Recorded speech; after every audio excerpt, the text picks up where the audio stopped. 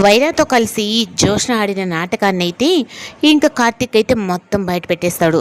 అవును జోష్న, డబ్బు పోకూడదని చెప్పని వైరాతో ఎందుకు గొడవ పడ్డావు, తన్ని ఎందుకు కొట్టావు అంటే, మా నాన్న మా అమ్మ మా తాతయ్య కష్టపడిన సొమ్ము కదా, ఆ డబ్బులు వృధాగా పోకూడదని ఆ వైరాన్ని కొట్టాను అని చెప్పని అనేటప్పటికీ, వాళ్ళు తీసుకెళ్ళిన బ్యాగ్లో డబ్బే ఉందని ఎందుకు అనుకుంటున్నావు అంటే, ఏంటి బావా నువ్వు చెప్పేది అంటే, అవును నిజం, వాళ్ళు తీసుకెళ్ళిన దాంట్లో డబ్బు లేదు అంటే, ఇంక మరి ఆ డబ్బు ఏమైనట్టు అంటే, ఇంకా పారిజాతం అయితే ఈ లోపల ఒక బస్తా తీసుకొచ్చి అక్కడైతే ముందు పెట్టి ఓపెన్ చేస్తూ ఉంటుంది. అందులో అయితే అన్ని డబ్బులు కట్టలు ఉంటాయి.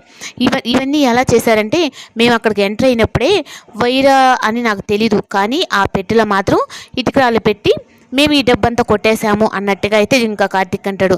ఇంకా వైరా అలాగే తనకున్న సపోర్ట్గా ఉండేవాడైతే ఇద్దరు ఇంకా పెట్టిన డబ్బు ఉంది, చాలా బరువుగా ఉంది పెట్టి కూడా, ఈ డబ్బంతా మనకి ఆ జోష్నకు ₹1 కూడా ఇవ్వకుండా మనం నైస్గా చేసేసాము అన్నట్టుగా ఇంకా ఓపెన్ చేసేసరికి ఇంకా అందులో ఇటుకరాళ్ళే ఉంటాయి.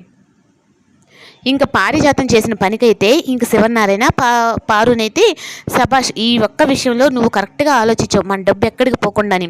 అయ్యో ఈ డబ్బంతా పోయింది అంటే రేపు నా మనవరాల పరిస్థితి ఏంటి అని చెప్పనని అంటుంది. అది ఆ జోష్న కానీ కొట్టేసింది అంటే ఎప్పుడు నా మనవరాలు ఉట్టి చేతులతో నిలబడాలి, అందుకు అలా నేనెందుకు కానిస్తాను, నా మనవరాలు ఎప్పుడు ఉన్నత స్థాయిలోనే ఉండాలి అన్నట్టుగా పారు అనుకుంటుంది. అందుకే కార్తీక్తో కలిపి ఈ నాటకం ఆడాను అని చెప్పని అనేటప్పటికీ ఇంకా శివనారాయణ మెచ్చుకుంటూ ఉంటే, థ్యాంక్స్ అండి మీరు అని చెప్పని అంటుంది. ఇంకా కార్తీక్ అడిగే ప్రశ్నలకైతే ఇంకా జోష్న సమాధానం చెప్పలేక, బావా నాకు 2 రోజుల నుంచి అన్నం లేక నాకు చాలా టైర్డ్గా ఉంది, నేను వెళ్ళి పడుకుంటాను మమ్మీ అని చెప్పని ఇంకా అక్కడి నుంచి అయితే తప్పించుకొని వెళ్ళిపోతుంది.